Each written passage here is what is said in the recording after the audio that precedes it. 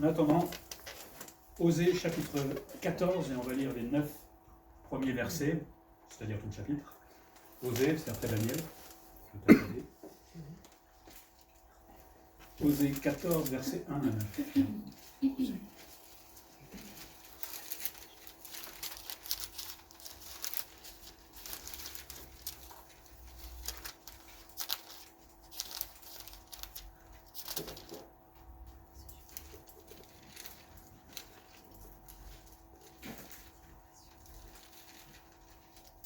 Verset 1.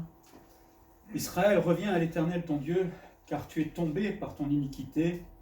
Apportez avec vous des paroles et revenez à l'Éternel. Dites-lui, pardonne toutes les iniquités et reçois-nous favorablement.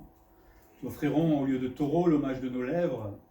L'Assyrien ne nous sauvera pas, nous ne monterons pas sur des chevaux, et nous ne dirons plus à l'ouvrage de nos mains, notre Dieu, car c'est auprès de toi que l'orphelin trouve compassion. Je réparerai leur infidélité, j'aurai pour eux un amour sincère, car ma colère s'est détournée d'eux.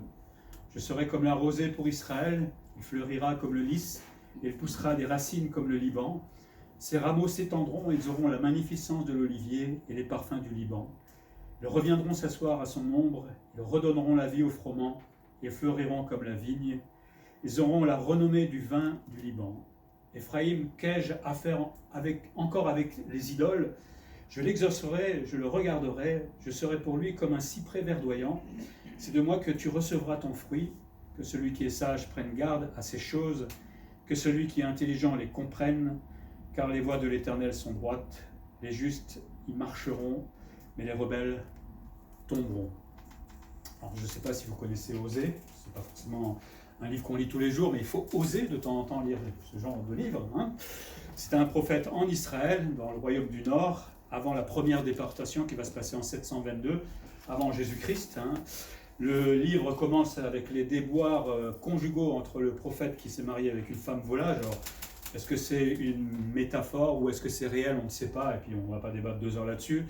Mais l'idée de Dieu, là-dedans, c'est de montrer la relation que le peuple avait avec l'Éternel, justement, et la difficulté qu'il y avait dans cette relation-là. Et à l'époque, Israël devenait de plus en plus rebelle contre Dieu, et idolâtre, etc.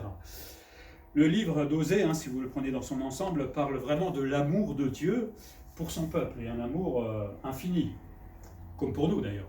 Mais là, je pense qu'on le voit davantage parce que quand vous avez un peuple qui fait que pécher, pécher, pécher, idolâtrer celui qui vous a fait sortir, qui laisse tomber celui qui vous a fait sortir d'Égypte, etc., à un moment, on en arrive à un stade.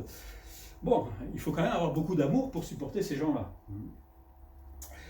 Donc ça nous montre l'amour de Dieu, et à cause de cet amour-là, et on est à la fin du chapitre du livre de Osée, et Dieu appelle encore son peuple à considérer l'amour qu'il a pour eux, et surtout à eux qui sont rebelles à ce moment-là, à se repentir.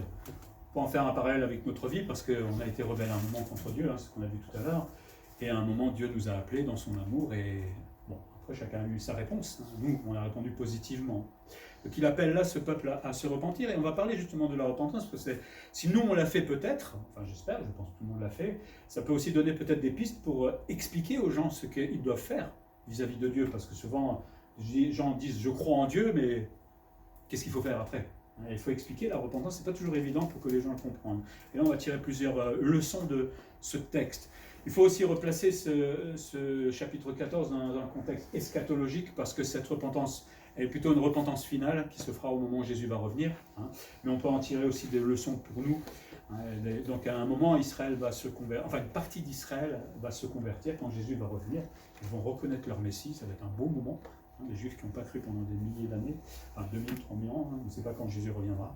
Mais une partie va se convertir. Mais ça peut aussi être des leçons pour nous aujourd'hui. La première chose que Osée nous apprend, c'est qu'il y a des clés dans la repentance. Dieu prend l'initiative de la repentance. Et ça, c'était valable pour nous aussi dans notre vie. C'est pas moi qui me suis dit un jour, tiens, je suis pécheur, il faudrait que je me convertisse et que je me repente. Ça vous est jamais arrivé, ça. On a pu demander pardon à droite et à gauche, mais il fallait demander pardon à Dieu, là, dans ce type de repentance-là. C'est Dieu qui a pris l'initiative. C'est encore dans son amour. Et au départ, il fait un constat, Osée, hein, le danger, bon, il faut connaître le reste un peu du livre, c'est le danger d'Israël, c'était la prospérité, tout allait bien, hein, et puis les idoles aussi. Et donc, Israël, à force de se sentir bien et que tout va bien, était tombé tout simplement dans l'iniquité, et Dieu va appeler ce peuple à revenir à lui. Ils étaient bien, hein.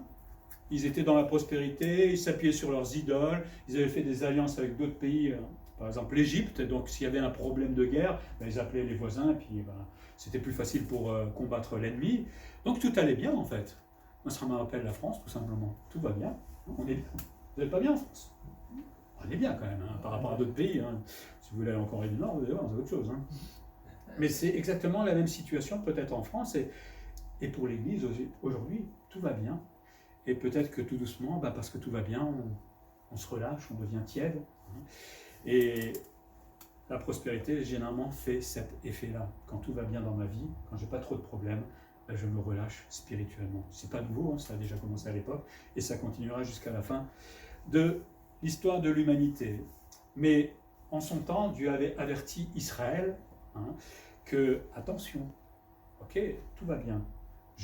Parce qu'il n'y a pas que Osée qui a averti, il y a Jérémie, il y a plein d'autres qui ont averti. Hein.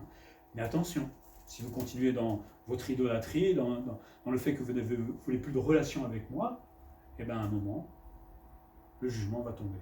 Hein. Donc c'est formidable que Dieu avertit avant aussi celui qui va juger. Mais là, normalement, Israël aurait dû être prudent et se dire, mais attends, je connais l'histoire, enfin mon histoire on va dire, hein, et chaque fois que Dieu a averti, qu'est-ce qui s'est passé? Dieu a fait son jugement. Mais là, tout va bien, on ne prend pas. Mais non, comme on a des alliances, qui voulez-vous qui viennent nous embêter? On est suffisamment protégés. Pourquoi la repentance n'est pas naturelle chez l'homme? Pourquoi elle n'est pas naturelle? Par exemple, pour Israël, quand on regarde un peu son histoire et tous les obstacles qu'il y avait dans leur vie pour empêcher cette repentance, hein, je vois ça dans tout le livre de Osée, je ne vais pas le lire en entier, mais par exemple leurs œuvres, dans Osée 5.4, il dit « Leurs œuvres ne leur permettent pas de revenir à Dieu. Ce qu'ils font les empêche en fait d'aller vers Dieu. » Au chapitre 11, verset 7, il est dit « Mon peuple est enclin à s'éloigner de moi. Il ne peut pas se rapprocher de Dieu. Du moins, il ne veut pas, surtout. » Au chapitre 7, verset 10, l'orgueil d'Israël témoigne contre lui. Il y avait un gros orgueil, un gros ego qui disait, et qui empêchait en fait tout simplement Israël de revenir vers Dieu. Chapitre 11, verset 5, la deuxième partie, il est dit « Parce qu'ils ont refusé de revenir vers moi. Autant ils étaient empêchés par l'orgueil, leur œuvre, mais en même temps, ils ne voulaient pas. Bah, forcément, quand vous êtes plein d'orgueil, vous n'avez pas envie de changer. Et puis au chapitre 6, verset 4, une fausse piété aussi, hein, votre piété est comme la nuée du matin, comme la rosée qui bientôt se dissipe. Ils étaient religieux tout simplement, et parce qu'ils étaient religieux, ben, ils se disaient bah, tout va bien. En ce moment, prospérité, protection, mais comme je suis religieux, Dieu doit être d'accord avec moi. Voilà. Comme beaucoup de gens aujourd'hui le pensent. Mais Dieu n'était pas d'accord avec cela. Et le fait d'être dans cette situation-là, où on se réconforte soi-même quelque part, hein, on se justifie tout seul, et ben c'est ça qui empêchait tout simplement de revenir vers Dieu. C'est vicieux, hein, quelque part, quand on y réfléchit. Beaucoup de gens se voient religieux, spirituels même peut-être, et ne sont pas forcément là où Dieu veut. Et ça coince, et on ne peut pas revenir vers Dieu. Ça rappelle la condition de l'homme, hein, Romains 3, 11, 12, qui dit « Nul n'est intelligent, nul ne cherche Dieu, tous sont égarés, tous sont pervertis, et il n'y a aucun qui fasse le bien, pas même un seul. » Ça jette un froid quand on réfléchit à ça. Bon, aujourd'hui, nous, on est sauvés, on regarde un peu autrement ce texte, mais à l'époque, si quelqu'un vous avait dit ça, vous auriez dit quoi? Mais attendez, moi, je suis intelligent. Hein. Moi, je cherche Dieu dans ma religion. Hein. Je ne suis pas égaré du tout, j'ai l'église catholique, je suis musulman, je ne suis pas égaré, c'est moi, fichez-moi la paix. Mais non, voilà le constat que Dieu fait, même pour ceux qui, soi-disant, cherchent Dieu. On ne cherchait pas le vrai Dieu, le seul et unique. Et pour qu'un homme qui est dans cet état-là change, il ne pourra pas par lui-même, il faut que Dieu agisse, que Dieu convainc de péché, de justice et de jugement. C'est lui qui doit faire le premier pas, pour qu'on apprenne à reconnaître qui est vraiment Dieu. Vous savez, Dieu aurait pu dire, vous fatiguez, hein, Israël. Hein. Bon, il les a tellement fatigués qu'ils vont être jugés, ça c'est clair, mais pour nous aujourd'hui. Mais Dieu revient, et revient à la charge jusqu'au moment où on craque. Et si on ne craque pas, c'est qu'on est vraiment dur. Hein, c'est qu'on est vraiment dur. Mais il faut reconnaître qui est Dieu, et quelqu'un écrivait par rapport à la réponse de l'homme à l'action de Dieu. Il dit la repentance est la réponse de l'homme à l'action de Dieu et la proclamation de son œuvre et de sa volonté. Le repentir, il est en train de dire tout simplement, c'est répondre à ce que Dieu est en train de faire vis-à-vis de moi. Il agit pour me montrer dans l'état où je suis, pour me montrer ma nature, mon péché, etc. Et ma réponse à moi, c'est justement de me repentir, tout simplement. Mais ce n'est pas moi qui prends l'initiative de la repentance parce qu'on ne le ferait jamais. C'est terrible quand on y réfléchit. Si Dieu ne faisait pas le premier pas, on serait toujours dans notre péché, on ne s'en rendrait même pas compte. On a la chance, quelque part, que le Saint-Esprit, que la Bible est là, honnêtement.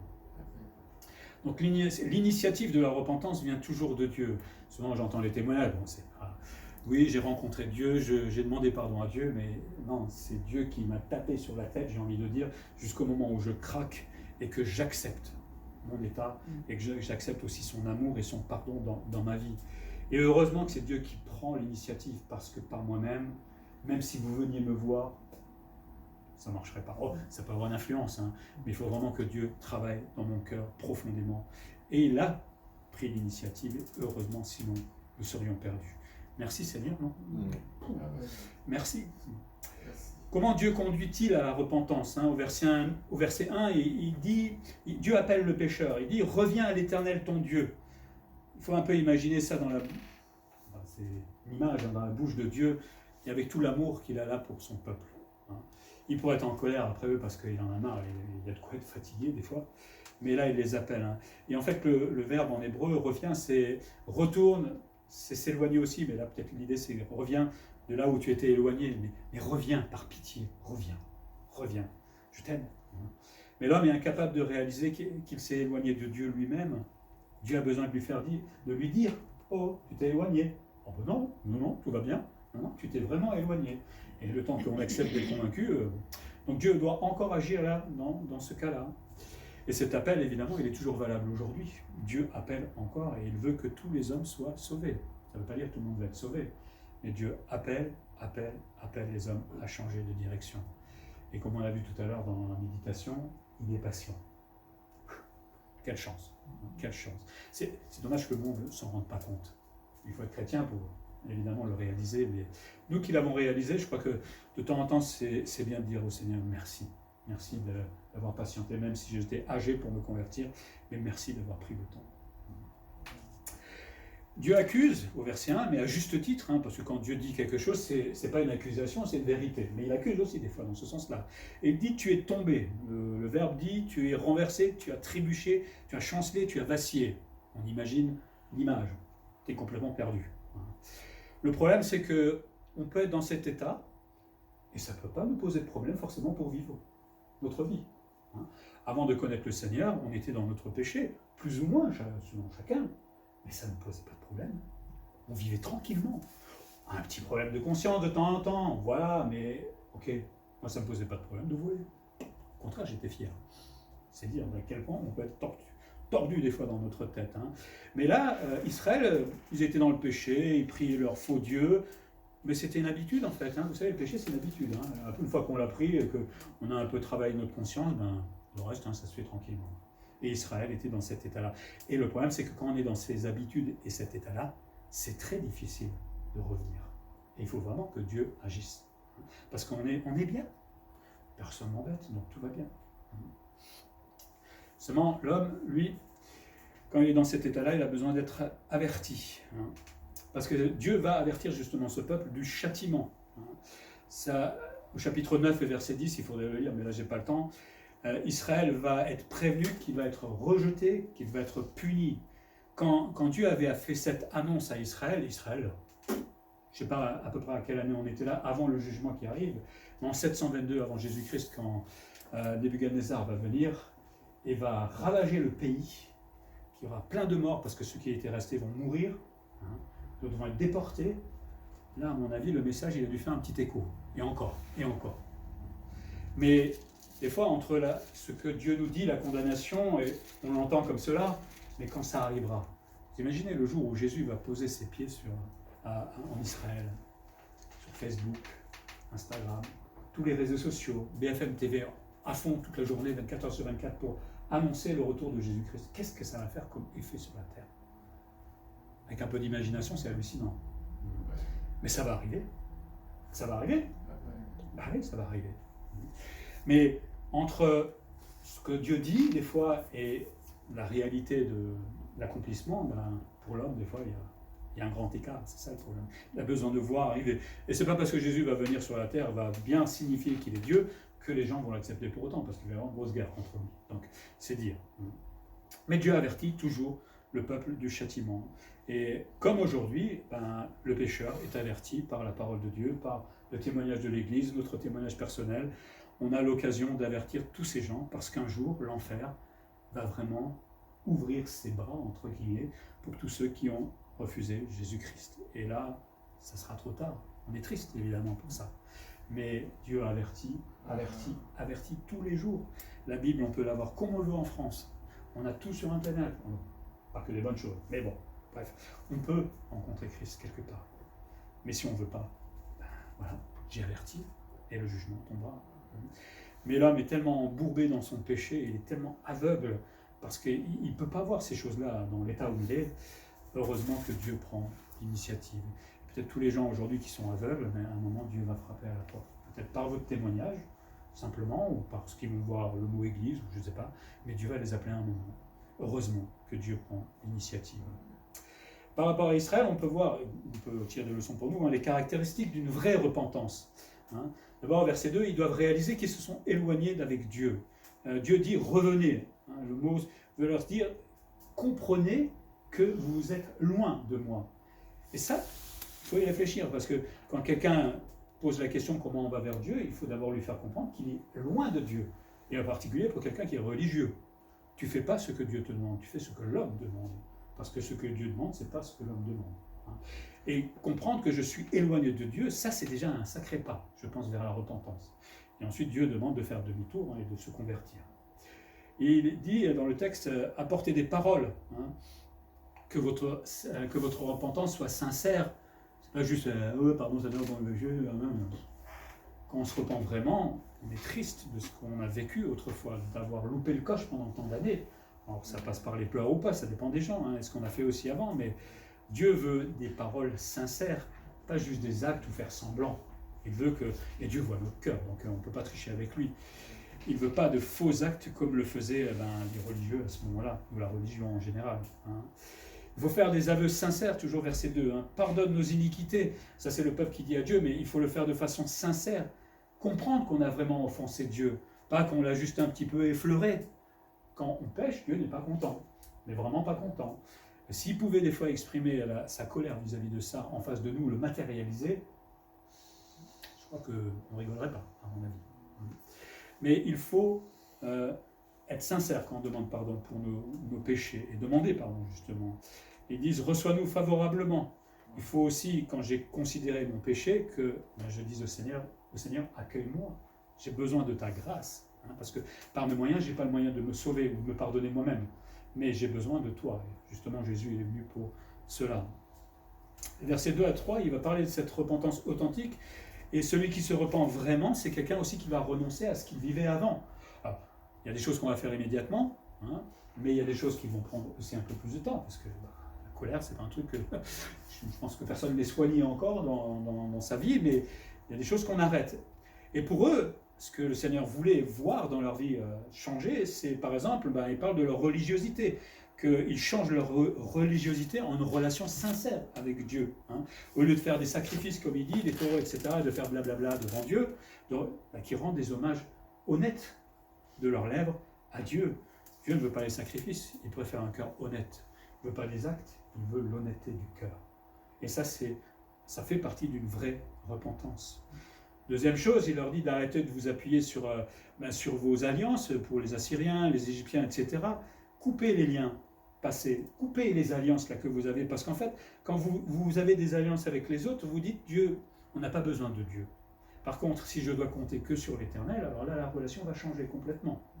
Peut-être que nous, on compte sur d'autres choses aussi des fois, parce qu'on a nos idoles, entre guillemets. Mais le Seigneur, parfois, permet justement il va couper tout ça, pour qu'on ne puisse plus compter sur notre argent, ou je ne sais pas, sur quoi on peut compter, mais pour qu'il nous place en face de lui, et qu'il nous dise, compte sur moi. C'est pas évident, Il leur dit aussi, dans cette vraie repentance, d'arrêter de compter sur leur propre force. Il parle des chevaux. Alors, les chevaux, c'était la force militaire qu'ils avaient à ce moment-là. Et plus ils avaient de chevaux, forcément, plus l'armée était forte. Parce qu'un cheval vous fait plus de dégâts. Ben, arrête d'avoir des chevaux, arrête de compter sur ta force militaire et surtout arrête de flatter ton orgueil. Parce que quand vous avez une belle armée pleine de chevaux, vous dites ah, je suis invincible. Et puis il y a l'orgueil évidemment qui vient derrière. Laisse tomber tout ça et tu me prouveras que tu te repentis vraiment, que tu t'es repenti vraiment.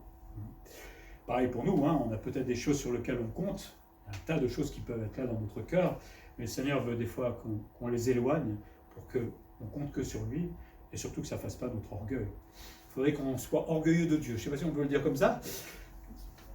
Je ne sais pas, mais bon, vous comprenez l'idée. Renonce aux idoles aussi, aux ouvrages de leurs mains. Combien de fois le Seigneur se moque de ces gens qui prennent un morceau de bois, qui le coupent, qui le font tout beau, qui le posent devant et qui « aide-moi ». Ou alors, peut-être dans le contexte, « pardon ». Un morceau de bois, il vous regarde, il dit « qu'est-ce qu'il raconte, monsieur ?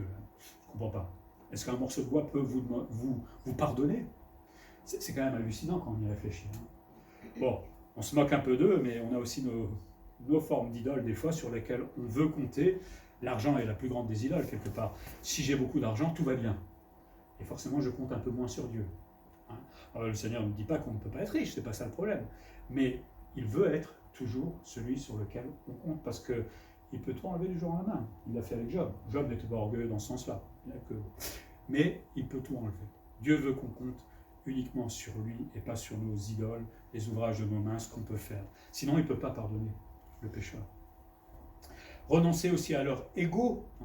Quelqu'un écrivait « Se repentir, c'est dire non à la domination du moi et reconnaître la divinité et l'autorité de Dieu. C'est remplacer la tendance du « nous » à gouverner toute notre vie par une disposition nouvelle d'humilité et de soumission à Dieu. Celui qui s'est vraiment repenti, il a vu qu'il a un ego, des mesures, on l'a tous, je vous rassure, à un moment a décidé de faire un peu baisser cet ego et de laisser Dieu agir dans la vie. On n'a pas débarrassé notre cœur de l'ego, hélas ça, mais le Seigneur, il travaille un peu tous les jours. Mais on a aussi laissé Dieu travailler maintenant dans notre vie, ce qu'on ne faisait pas autrefois. Et plus je le laisse travailler dans ma vie, plus évidemment, il remplira ma vie. Un autre auteur disait « Ne pas reconnaître Dieu comme Dieu est la forme originelle du péché ». Et oui, quelqu'un qui ne veut pas se repentir, c'est quelqu'un qui ne reconnaît pas Dieu comme étant l'autorité suprême. Il ne veut pas obéir à sa loi, il ne veut pas obéir à ce qu'il lui demande. Et un autre auteur disait « Sortez du centre et considérez Dieu comme l'élément décisif. » Sortez du centre, c'est de vous-même, de votre ego, de penser qu'à vous, et considérez Dieu comme il est, et surtout peut-être par rapport à la parole de Dieu, amour, patient, etc. Et à ce moment-là, on craque, normalement, on devrait craquer devant Dieu. Mais on arrête d'être égoïste, centré sur nous-mêmes. Et là, pour Israël, c'était aussi leur idée, arrêtez de penser qu'à vous. Nous voulons que Christ, nous aujourd'hui évidemment, soit notre maître quotidiennement. Et puis, dernière chose auquel il devait renoncer pour prouver qu'il se repentait, c'est évidemment le péché. Un auteur disait « La vraie repentance est un changement complet et de l'idée qu'on se fait du péché et des sentiments que l'on éprouve à son égard. » Important, la vraie repentance, c'est un changement complet de l'idée que l'on se fait du péché et des sentiments que l'on éprouve à son égard. Quand on était dans le péché, autrefois en tant que pécheur, le péché, vous savez, tricher avec les impôts, faire ci et ça ne nous posait pas de problème. Parce que, tout le monde le fait. Donc, on nuançait un peu notre péché, mais quand on le place à la lumière de Dieu, là, c'est moins drôle déjà. Et donc, il faut revoir l'idée qu'on avait de la conception du péché. Alors, aujourd'hui, c'est encore plus difficile parce que si vous allez dans la rue et vous dites aux gens vous êtes pécheur, les gars, ils vous disent j'aime le saumon, mais pas plus, quoi. Ils ne comprendront pas ce que ça veut dire être pécheur. Il faudra leur expliquer aussi. Donc voilà, changer cette religiosité en sincérité, arrêter de s'appuyer sur les idoles, sur notre force, sur notre ego et renoncer au péché. Et c'est là où vous démontrerez, dit-il à Israël, que vous vous êtes vraiment repentis. Ce qu'ils ne feront pas, évidemment. Si nous réalisons la compassion de Dieu, alors imaginons qu'on le fasse, et bien cela change l'état d'esprit, notre état d'esprit. Je pense que quand vous êtes converti, il y a beaucoup de choses qui ont changé dans votre vision, dans votre façon de voir et dans votre état d'esprit, et ça a conduit à l'humilité.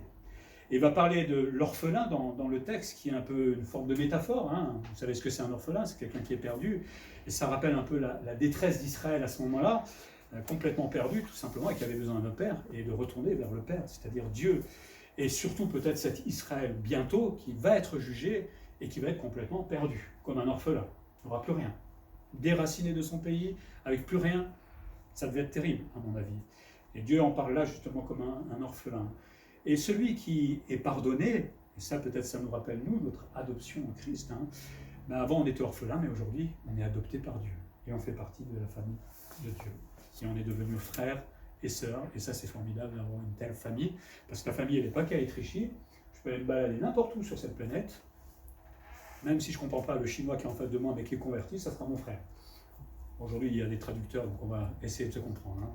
Mais j'avais pas mal de Chinois, on avait du mal à parler. Mais bon, il est mon frère et ça, c'est formidable. Un jour, on parlera, je pense, tous la même langue. Ça sera un peu plus intéressant. Enfin, j'espère au ciel. Je ne sais pas quelle langue, on verra bien. Mais on a une famille. Et c'est ça, là, on voit aussi dans Osée l'idée de Dieu comme le Père, qui souffre après ses orphelins. Il a envie qu'ils reviennent dans la famille, qu'ils aient de nouveau la relation avec le Père, mais ça va être terrible d'être Dieu quand même, de souffrir l'amour qu'on peut porter pour quelqu'un qui ne veut pas de cet amour-là. Ça va être difficile quand même. Alors, la question qu'on peut se poser pour nous, mais peut-être que je ne veux pas vous poser à vous, puisque vous l'êtes, mais sommes-nous vraiment repentis? Je pense que oui. Mais en tout cas, si nous le sommes repentis, le texte nous dit aussi qu'on porte des fruits. Il y a des gens qui vont se convertir et dire « Ah, j'ai rencontré le Seigneur dans ma vie, etc. » Je dis « Pas de problème, je te crois, mais j'attends, je veux voir. Je veux voir les fruits. » Et quelqu'un qui se convertit, ça peut prendre un peu de temps, immédiatement, mais quelqu'un qui a accepté vraiment Jésus-Christ dans sa vie, qui est passé par la repentance, ça se voit. Il y a des choses qui se passent. Et là, il va décrire un peu, c'est pas directement pour nous, mais quand même, on voit les fruits de la repentance, et surtout à venir. Verset 4, il parle de cette conversion, si elle a lieu, Dieu réparera en fait. Le mot en hébreu, Rapha, veut dire aussi guérir. Si tu te repens, je te guérirai de ton péché, de toutes tes souffrances, etc. Ça ne veut pas dire qu'il nous guérira forcément de nos maladies, attention. Mais il veut nous guérir surtout notre cœur, de notre infidélité, en nous offrant tout simplement le pardon. Et là, honnêtement, c'est la plus belle guérison qu'on peut avoir, que d'être guéri de notre péché, non?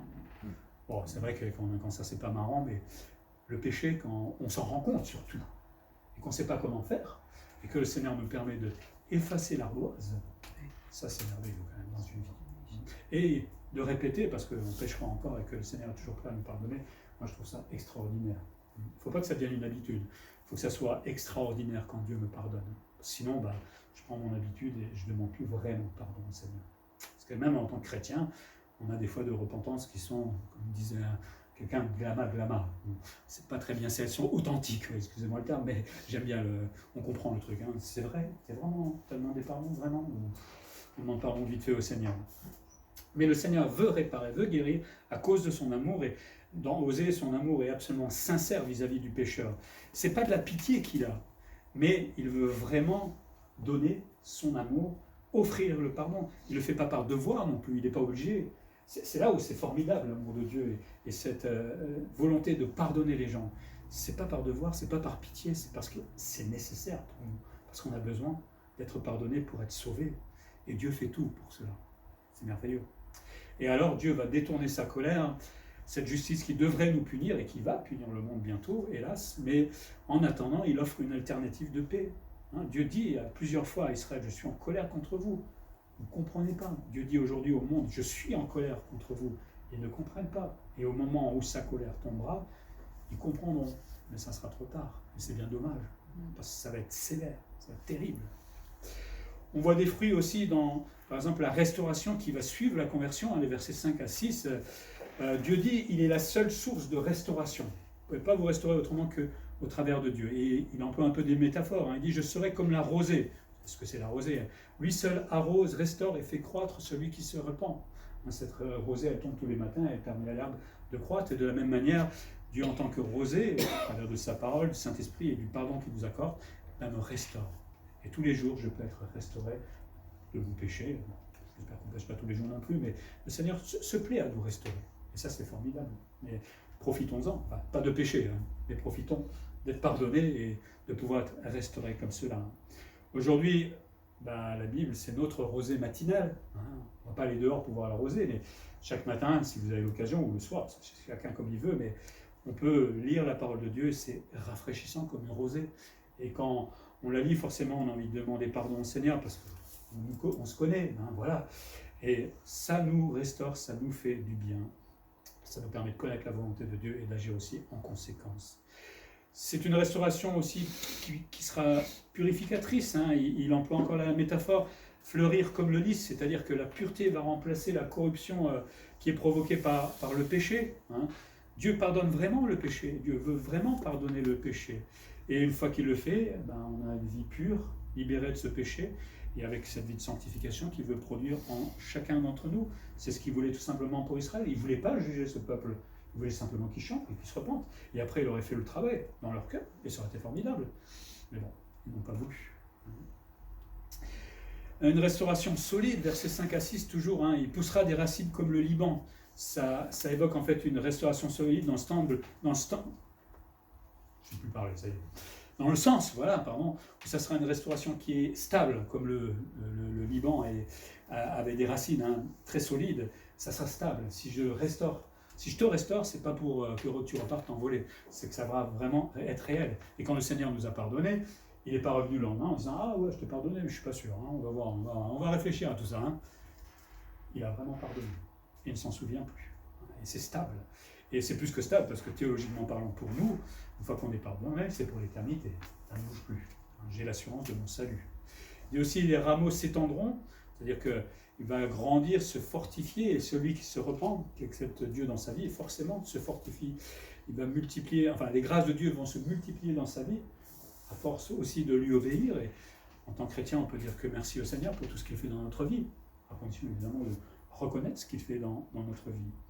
Mais pour Israël, plus directement là, ce qu'il voulait dire, parce qu'on avait dit qu'il y a un contexte aussi eschatologique, c'est qu'il garantit la restauration d'Israël pendant le millénium.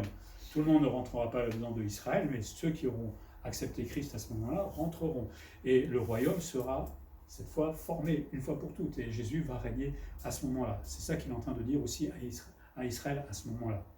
Et puis il y a cette restauration finale, quand tout sera consumé, quand elle aura détruit la terre, etc., quand on sera dans le ciel pour l'éternité, ça ne bougera plus.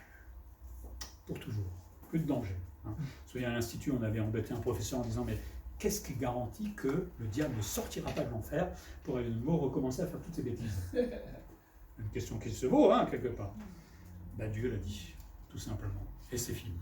Non, réfléchissez pas. Dieu a dit, c'est fini. Mais on peut être tordu des fois. On aime bien embêter les professeurs, en fait. Et donc, ça sera aussi une restauration glorieuse, magnificence. Il parle de majesté de l'olivier et le parfum du Liban. À l'époque, il faut savoir que c'était très réputé. Et donc, quelque part, quand il dit que la restauration, quelque part, elle sera glorieuse, aussi magnifique et réputée qu'à l'époque, ces choses-là. Et la terre entière connaîtra la gloire de Christ, puisqu'il va régner sur la terre. Mais ils viendront aussi vers lui pour l'adorer, pour le louer. Et donc, cette magnificence sera sur toute la terre.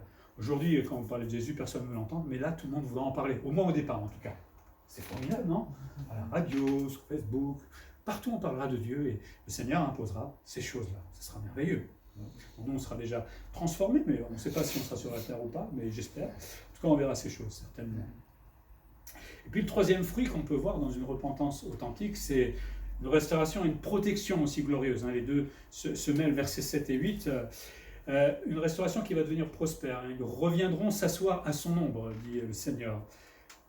Quand je viens à l'ombre, c'est pour être protégé. Et justement, Israël, se plaçant sous l'ombre de Dieu, cherche la protection de Dieu. Quand ce sera dans le royaume, ils auront la totale protection de la part de Dieu. Mais aujourd'hui, le Seigneur est aussi notre ombre, c'est dans les psaumes, et on peut se placer sous son ombre pour être protégé. Il redonnera la vie au froment, au blé.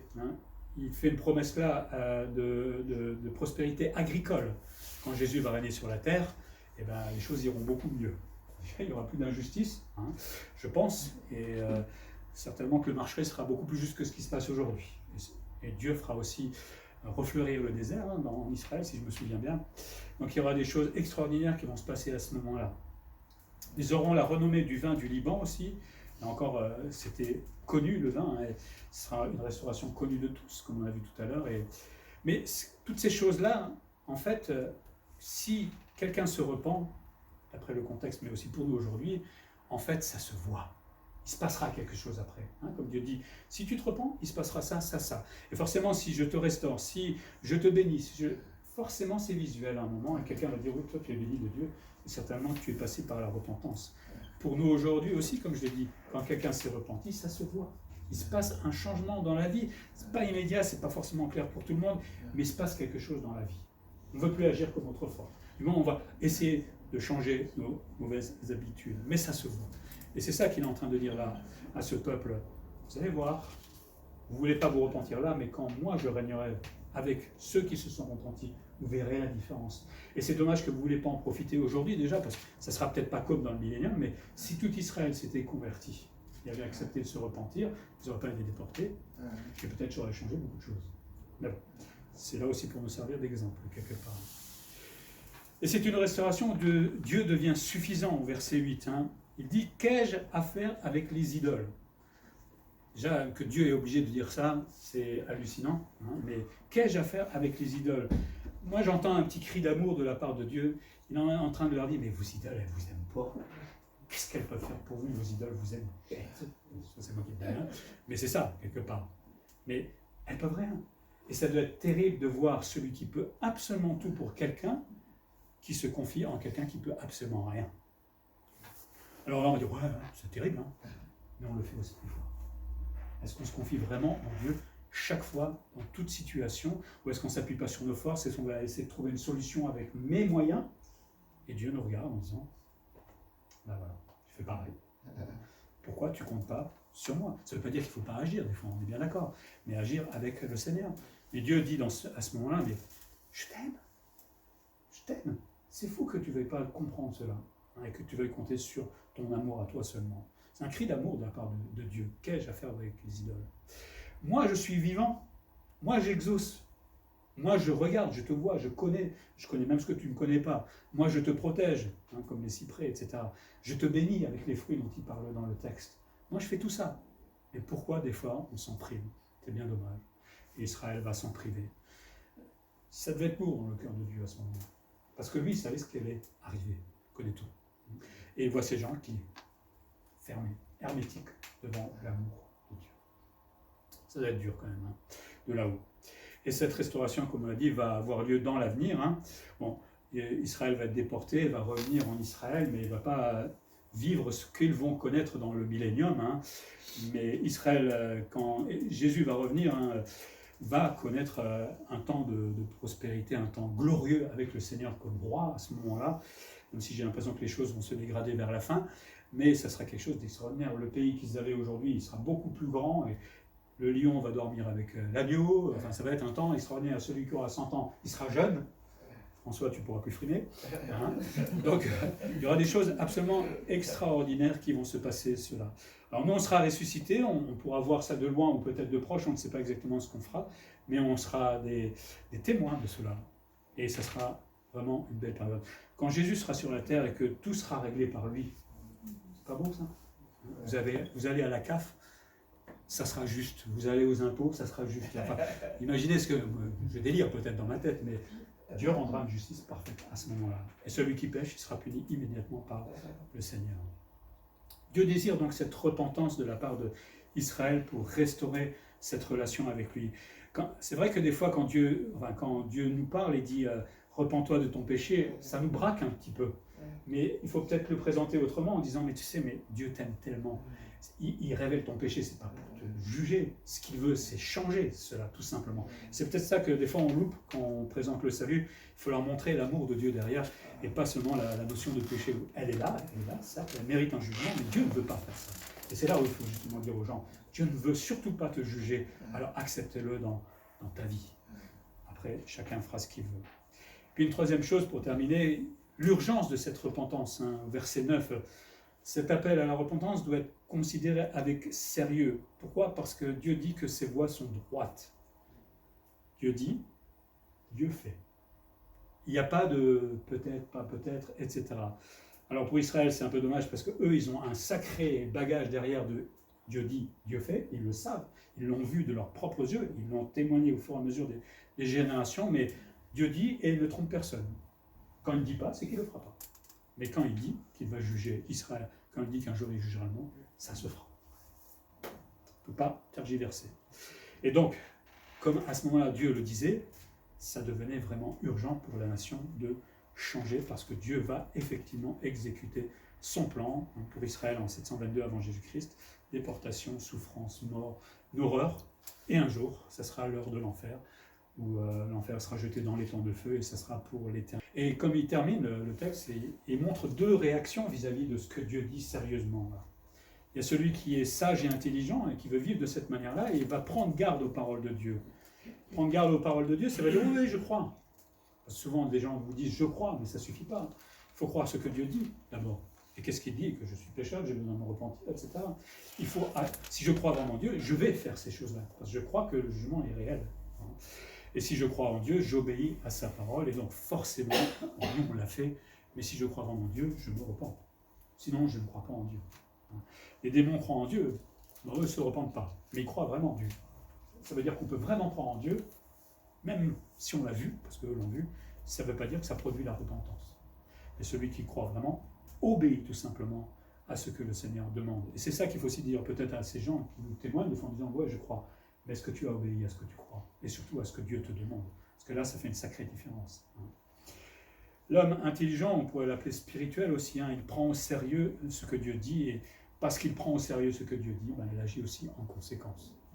Quand Dieu nous dit des choses dans la parole, aujourd'hui, on ne laisse pas tomber ça comme ça, on y réfléchit. Et ça, c'est être intelligent. Dans le contexte, et surtout dans l'avenir, une partie, une fois qu'ils ont été déportés, une partie va s'attacher à Dieu et va revenir, va être restaurée en Israël, avec Esdras et Néhémie, vous lisez les textes avec Zorobabel et Josué. Donc il y a une partie qui va revenir de nouveau, construire le temple, les murailles. Et puis, qu'est-ce qui va se passer là? On a compris la leçon, maintenant on arrête de faire nos bêtises, et on recommence. Et puis en 70 après Jésus-Christ, ce sera destruction d'Israël, plus de temps, plus rien, et l'exode pendant plus de 2000 ans. Terrible, terrible. Malgré les leçons. Bon, on ne va pas leur jeter la pierre, nous-mêmes, des fois ça nous arrive, on sait très bien, on tombe et on recommence. Et pourtant on savait que... Bon. Mais voilà. Et puis il y a l'autre réaction, et celle-là c'est terrible, c'est celle d'Israël, vivre comme un rebelle, parce que ça provoque la chute. Il dit, ils tomberont. Tu es tombé par ton iniquité. Alors il avait dit au verset 1, tu es tombé par ton iniquité, et il termine, au verset 9, mais les rebelles tomberont. Au départ, il leur dit, voilà le constat, mais voilà si vous ne réagissez pas. Si vous voulez rester rebelle, vous tomberez vraiment. Vous êtes encore dans le temps du constat où vous pouvez peut-être changer. Mais si vous ne voulez pas changer, si vous voulez rester rebelle, vous tomberez. 14, c'est un ensemble en fait, c'est intéressant je trouve. Ils tomberont, et si le rebelle reste sur sa position, s'il ne se repent pas, tu connaîtras tout simplement la colère de Dieu. Et effectivement, dans le contexte, plus tard, une partie d'Israël se rendra indigne et disparaîtra définitivement et mourra et souffrira toutes les guerres et toutes ces choses-là. C'est bien triste qu'on en soit arrivé jusque-là. Mais Dieu avait prévenu. Ils n'ont pas cru Dieu, leur Dieu, soi-disant. Est-ce que nous, quand on connaît les avertissements de Dieu, est-ce qu'on y prend garde? Alors le salut c'est fait, je pense. Mais il n'y a pas que le salut. Après, il y a un tas de choses que le Seigneur nous appelle à faire, à vivre des œuvres, à lui obéir, à vivre la vie de sanctification, à apprendre à aimer, à pardonner. Il y a un tas et une multitude de choses. Dieu nous avertit aussi dans ce sens-là. Est-ce qu'on prend cela au sérieux ou on est un intelligent ou est-ce qu'on est un rebelle ou fou? Parce que là, dans ce cas-là, on est peut-être un peu fou quand on est rebelle comme ça. À nous de nous poser la question. Je pense que moi-même, j'ai beaucoup de choses à faire. En mieux, ça c'est clair. Donc, chacun d'entre nous, on peut se poser la question et essayer de voir si vraiment on prend en considération, peut-être quand le Seigneur nous reprend, par rapport à tout ce qu'il nous demande aussi, où est-ce que j'en suis, et réfléchir là-dessus, parce qu'un jour le Seigneur aussi ne va pas nous juger comme il l'a fait avec Israël, mais on sera récompensé ou pas, selon le bien et le mal qu'on aura fait dans notre vie, et une récompense c'est important. Je pense que c'est important dans le sens où on peut honorer Dieu, si on a une bonne récompense, c'est on a glorifié le Seigneur et on l'a honoré. Si je n'ai pas de repentance et si je passe comme au travers du feu, c'est dommage, quelque part. On montre un peu un manque de respect vis-à-vis du Seigneur. Bon, chacun décide pour lui-même. Pour terminer, Osée nous parle vraiment de l'amour de Dieu pour moi dans ce texte, même si c'est un contexte particulièrement pour Israël, mais l'amour qu'il avait pour ce peuple, et dans cet amour, il crie à changer. Aujourd'hui, il le fait encore. Hein. Si on pouvait entendre le son de son amour en criant aux hommes de se repentir, ça fera un bruit terrible. Un bruit terrible. Dans l'Ésaïe 6, déjà, ça, lisez une fois le début d'Ésaïe 6, c'est formidable. Vous voyez les séraphins, il y a le trône de Dieu, il y a un vacarme pas possible. Là, alors j'imagine Dieu, ça va être formidable. Mais Dieu aime le monde, à nous aussi de le rendre contagieux, éventuellement. Dieu nous a démontré cet amour infini à Golgotha en offrant son Fils en sacrifice. On pouvait faire beaucoup plus que ça. De toute façon, il n'y avait pas d'autre moyen pour pouvoir nous pardonner nos péchés, et Dieu l'a fait. Et merci Seigneur.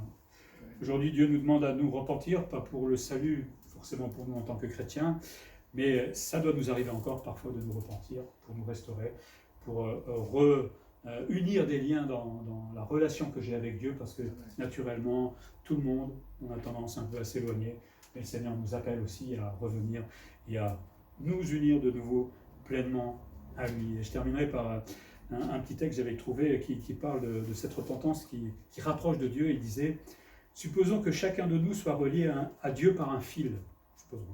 Lorsqu'on commet une faute, le fil se rompt. Mais lorsque on se repent de sa faute, Dieu fait un nœud au fil. Du coup, le fil est plus court qu'avant. Et le pécheur est un peu plus près de Dieu. Ainsi, de faute en repentir, de nœud en nœud, nous nous rapprochons de Dieu. Alors je rajoute moi, il faut en profiter pour pécher plus. C'est pas comme ça qu'on se rapproche de Dieu. C'est une métaphore, c'est une idée. Mais c'est vrai qu'au fur et à mesure qu'on se rapproche de Dieu, qu'on demande pardon pour nos péchés, sincèrement, on est heureux d'avoir un tel paiement et d'avoir quelqu'un qui nous pardonne comme ça. Et on sent aussi le changement dans notre vie, et c'est vrai que forcément, on est déjà proche de Dieu. C'est une idée. Hein. Je crois que plus le temps passe, plus je me rends compte de l'amour de Dieu pour moi, et ça, il faut être reconnaissant pour ça. On va prier.